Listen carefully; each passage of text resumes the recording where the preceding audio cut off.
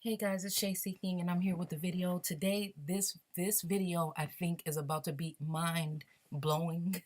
It is for me, maybe not for you, but I'm not even going to talk about anything else. I'm just going to get right on into this.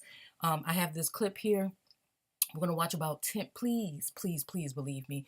When I tell you, if you are indigenous or if you have gone through this type of awakening where information is being presented and that we are trying to connect the dots, this thing is like a puzzle with like a million pieces. But I think that with this particular piece, you can ground yourself in knowing that I tell you no lie when I tell you that we are pretty much I'm almost today I feel like I'm 100%. That the Bible is actually American history. Names have been changed and hidden and just not brought up. This book is talking, and these chapters that I'm going to show with you today are going to reveal something that is going to blow your mind if I can get this together and put it into perspective for you guys. It's just going to speak for itself. It's going to be all over the place, but you're going to get some key words and some key phrases that I think you should just grab something to drink, sit, just chill with me. I'm telling you, you're going to be glad that you did. And get a pen and paper, write some of this stuff down because I need your guys' help. Although this information is coming through me, I really need people's help to help piece it together because I think that there's more people that see things like this out there than I do. Okay, so I woke up this morning. I've been having numbers on my mind. You guys know that, the book of Numbers. I've been having so-called history on my mind. And I have been saying for a long time that the battles in these chapters in the actual Bible sound so much like battles that happen in real life history in America. And excuse me. And so for a long time, I've been having notebooks around here that I just jot stuff down, but nothing has been held together. So I decided I'm just going to do these choppy videos like this for you guys. And if you care to know more, stay tuned. I want you guys to listen to this because I'm going to tell you, okay, just so I can reel you guys in. I'm going to tell you that I'm going to prove right here today that the Custer's last stand or the battle at Bighorn, okay, and this is something okay, is actually in the Bible, and I can show it to you side by side with real history, and it's going to link together. And this is so much it goes a little bit deeper for me because on my dad's side, I know that we have Sioux and Blackfoot Indian in our blood, and I always wondered how did they link. So when I was looking into this, I found out about how the Blackfoot Indians and the Sioux Indians joined hands to war against somebody, and it just kind of just got my it just got me going a little bit, got me in warrior mode a little bit. I'm feeling really weird today. There's like when I found this information, I've just been shaking and stuff like that and just kind of all over the place. So I just want to go ahead and go into it. Let's watch this quick clip and then I'm going to take you to the actual book. These hills, beside the Little Bighorn River in Montana, are the site of one of the most tragic events in American history. It was here in 1876 that Sitting Bull and a combined force of Northern Plains Indians defeated the U.S. 7th Cavalry under George Armstrong Custer. How could a well-trained, highly mobile cavalry officer and his command, how could they be defeated by a bunch of heathen savages? Now, let me tell you one more thing again. Right there, just how he said heathen savages. This is why, and the reason why I have this these scriptures here that's going to make you see what I'm saying more when I say that. Tread lightly when you claim these names of these tribes because I really think that these tribes, the heads of these tribes, were not who you think they were. Yes, the Indians and the heathens, which in the Papal Bull and the Dumb Diverses, they said to go and confiscate the land from all the pagans, heathens, Saracens. So that's what I'm saying. Who was the real heathen? Who are the tribes? Just because somebody came in and took over your land doesn't mean you're the tribe of them.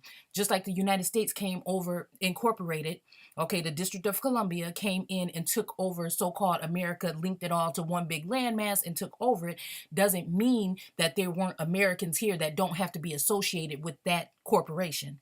So when I say that, I'm saying to you that tread lightly when you say, because I'm believing that the people that resisted, the people that did not want anything to do with this takeover were the heathens. And I don't mind being a heathen. I think that with this Bible, people want to take pride and want to say that they're this, and that.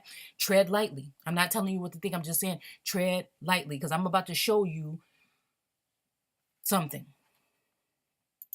The scale of the defeat and its many unanswered questions have created a heroic myth. The myth of the Battle of the Little Bighorn is a gallant, heroic last stand to the last man and last bullet. The story of Custer's last stand is legendary.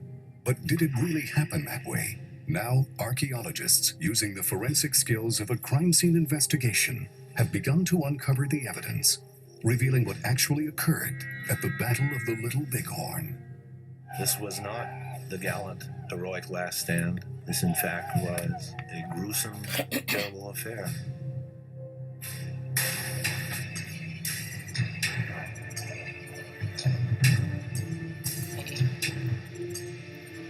The reason why I'm not fast forwarding is because I don't want to miss any of these little things that they throw in here that I've marked down on my little sheet right here.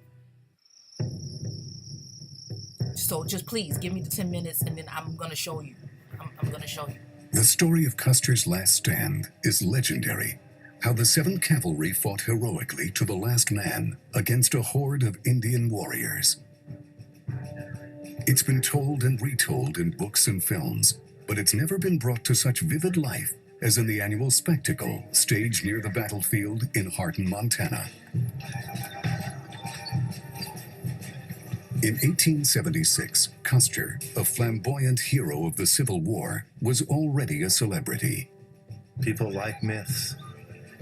George Armstrong Custer was larger than life at the time. That adds to the mythical quality of the Battle of the Little Bighorn. The myth also flourished because there were no survivors to tell the tale.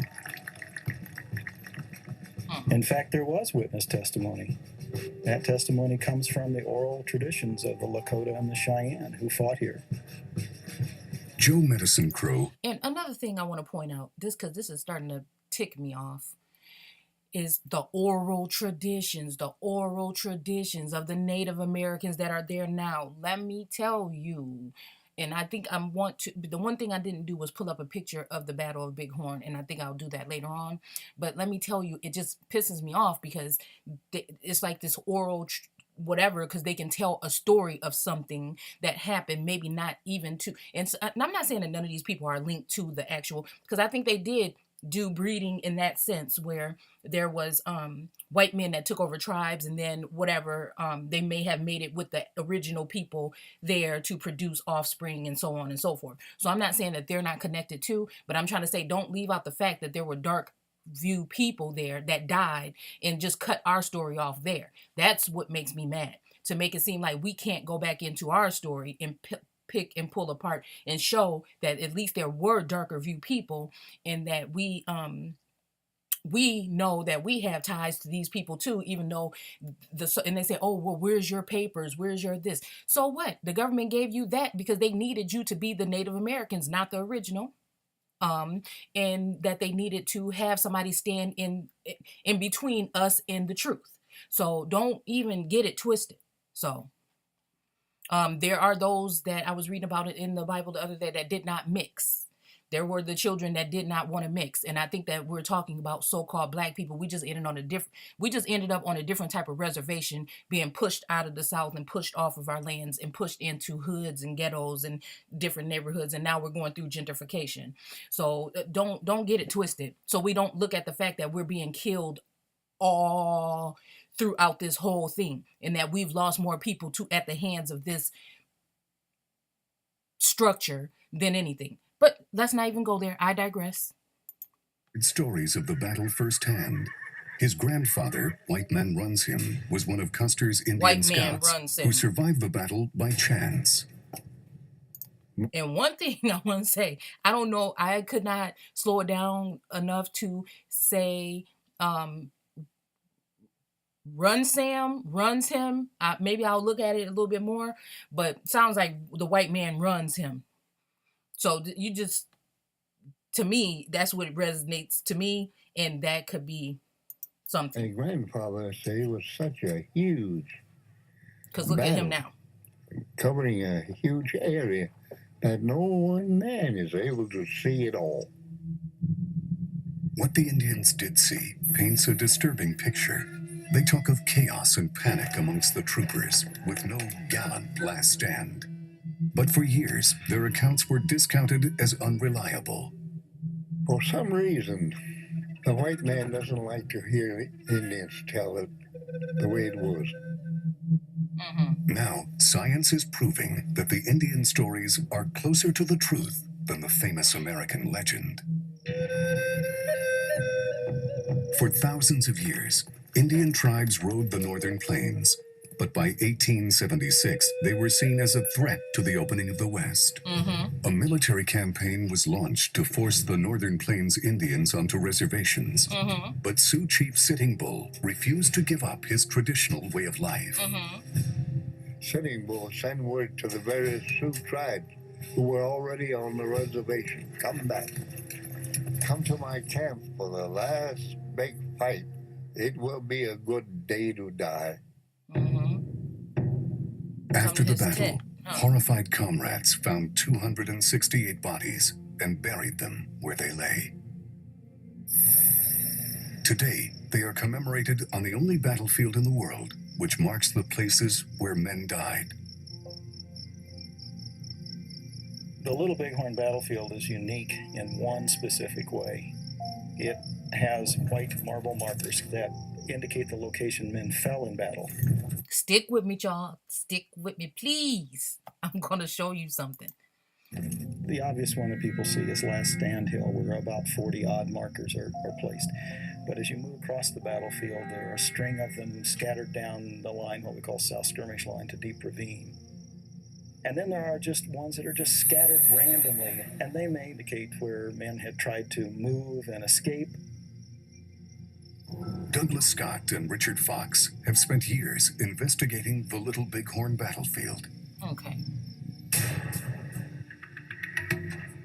Beneath the earth, they have found the evidence of how Custer was defeated.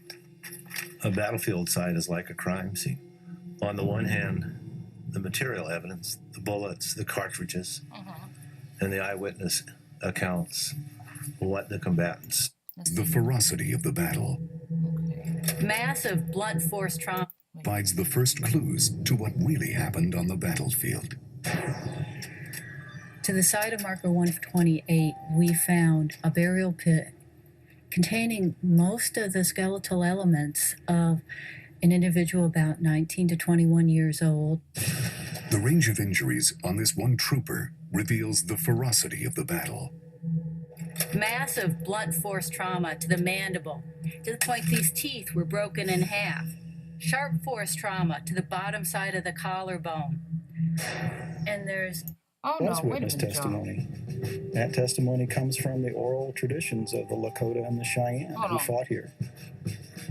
Joe Medicine Crow heard stories of the battle firsthand.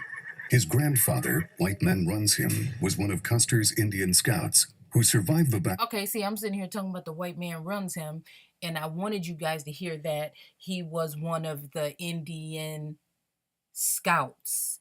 Do you guys know what a scout is? A scout, of course you do. A scout is, but I'm going to tell you anyways. A scout is somebody that they were using, that were Indians, that more likely white men were using in order to go into certain places and scout it out. Sometimes they may not look at themselves as the same people that they were going to scout or look in on, but I digress, and I will just say that they were using these scouts as people to help them get around, show them the ropes, and to use them in order to go against the own people of that area. Because at that time, it wasn't just so-called white men that wanted land. It was the lighter view, or the Israelites, or the people that were a product of mixing with the original people that wanted land too. And this what made it harder for darker view Indians, and they all were in cohesive against us in the beginning. So don't let nobody just sit there and try to act all innocent. This is how it was. At the end, it came down to color, and that's when it got really bad for us, because the lighter view people that might have even been attached to our tribes were actually against you.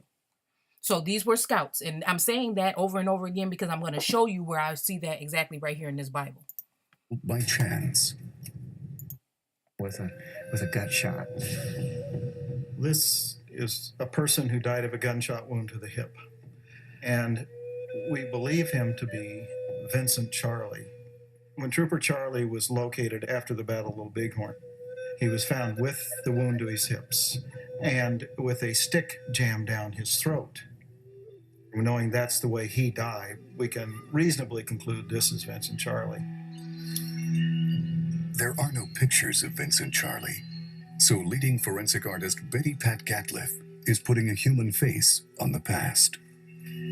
Well, the purpose in forensics, of course, is for identification. But to law enforcement, finding out who the victim is can be the key to solving the crime. For until they know who the victim is, how do they find the perpetrator? The killers of Vincent Charlie are not in doubt, but his remains and the bones of other soldiers would show not just how they died, but they would also show how they lived. Okay. And this evidence with battlefield archaeology would explain how a disciplined fighting unit like the 7th Cavalry could be beaten by a horde of Indian warriors.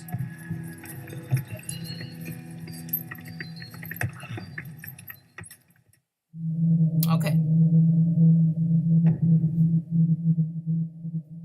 Almost done, On May guys. the 17th, 1876, 3 columns of soldiers marched into Montana to force the Northern Plains Indians onto reservations.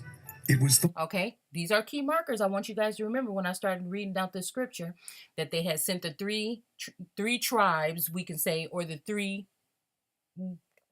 groups somewhere else. And then they wanted to remove some Indians off of some land. And I remember that when I go into the scripture. Indian tribes were camped near the Little Bighorn River. So Already George camped. Armstrong Custer was ordered to take the 7th Cavalry and find them. And Custer, remember that name, was said to take the 7th Cavalry and go and find the rest. And then when you look at this person, this is a melanated person here. He has a little bit of the Asian thing going on in his eyes, but I'm just pointing out the facts. Okay. On the morning of June the 25th, Custer's Crow Indian Scout spotted an encampment far to the west. Crow Indian Scout. That's when my grandfather, white man runs in, saw the Sioux camp. They could see the horse herds on the hills up. Mm-hmm.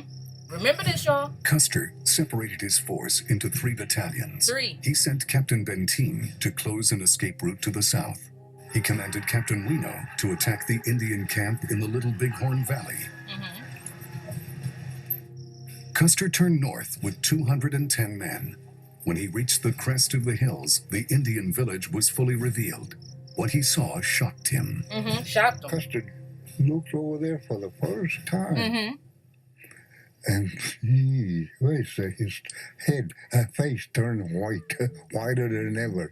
Mm-hmm. First time he's seen it. It's a huge camp. It was one of the largest gatherings of Northern Plains Indians, Okay. with over 1,500 warriors. And even after we told him that there's an overwhelming force down there, you better wait. But he was determined to go ahead and attack.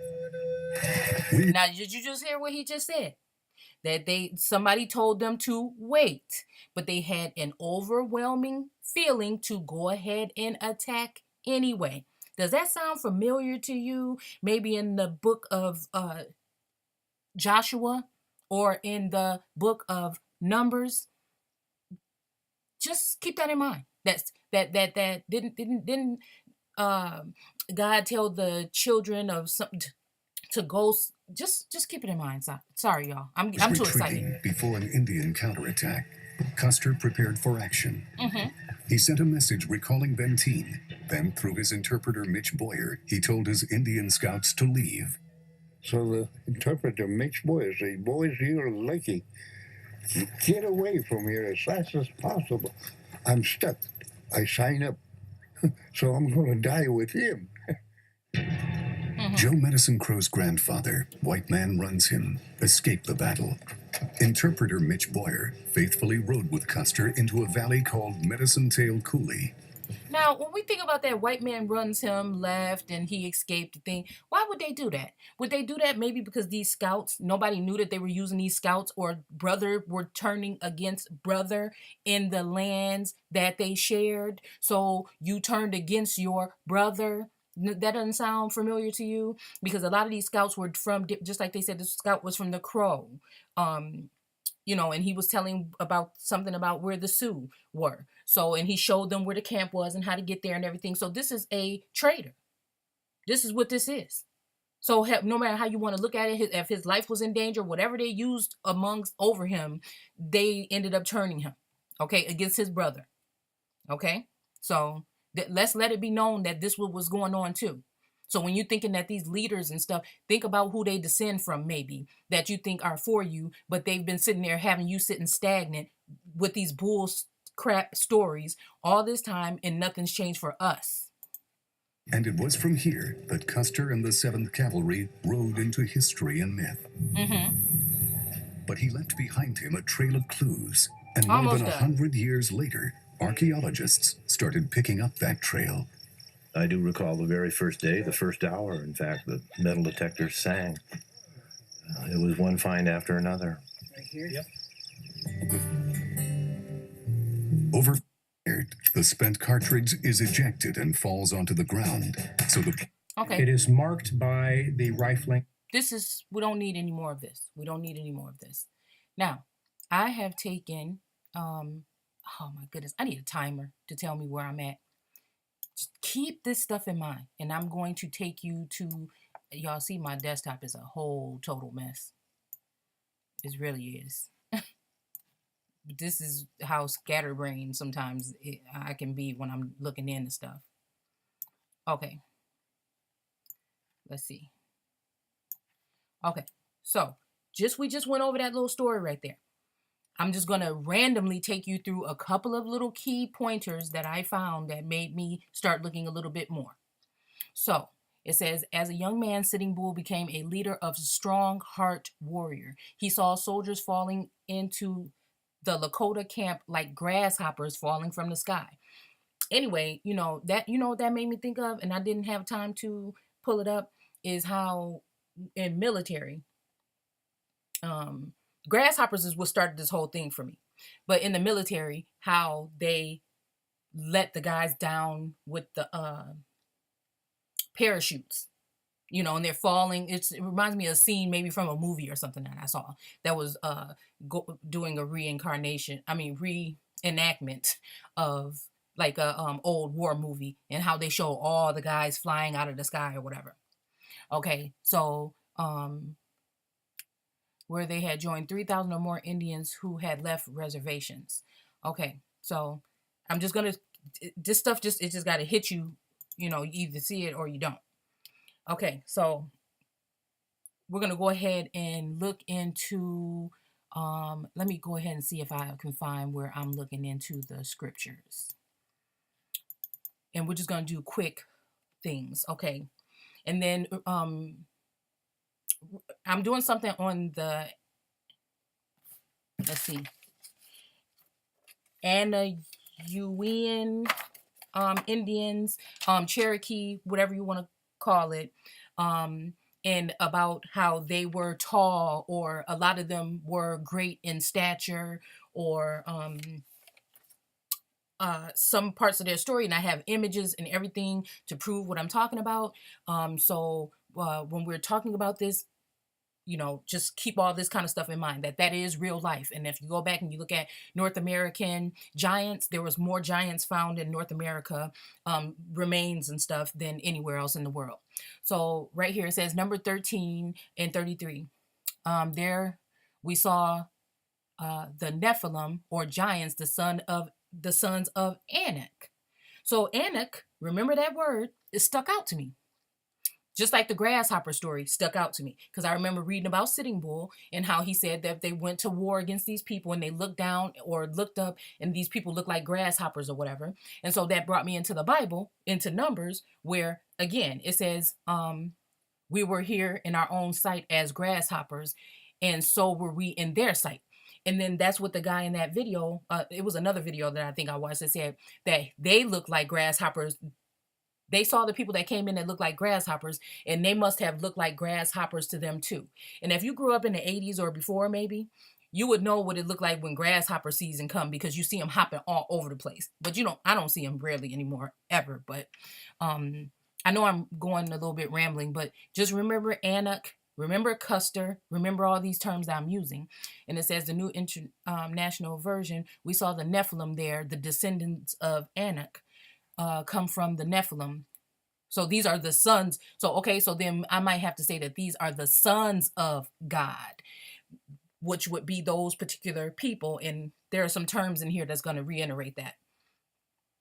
So there are some people that were the seed of these giants or these gods.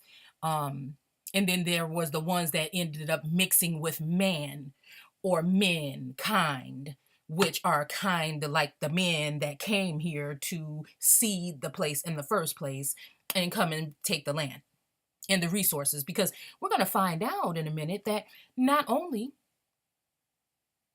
did these people come here to steal land, they came here to take it for a reason. We know about the gold, whatever you call, I can't remember, it's skipping my mind right now because I'm not into that right now. Dang it, the gold rush. And we know about the oil and stuff, but it's so funny that one of the guys, we'll go into it. So anyways, the sons of Anak, the giants, whatever. Also, again, Nephilim. Okay, so that was just a quick version of it, but we're going to go ahead and read it out of, read a couple pieces out of the Living Bible that I have here on my desk, usually at all times. Okay, it said that, let's see, we're talking about somebody was, the land that was given to the half tribe of Manasseh. Do we mean the half breeds or half of the tribe? The half breeds, the people that were bred or grafted into so-called Israel.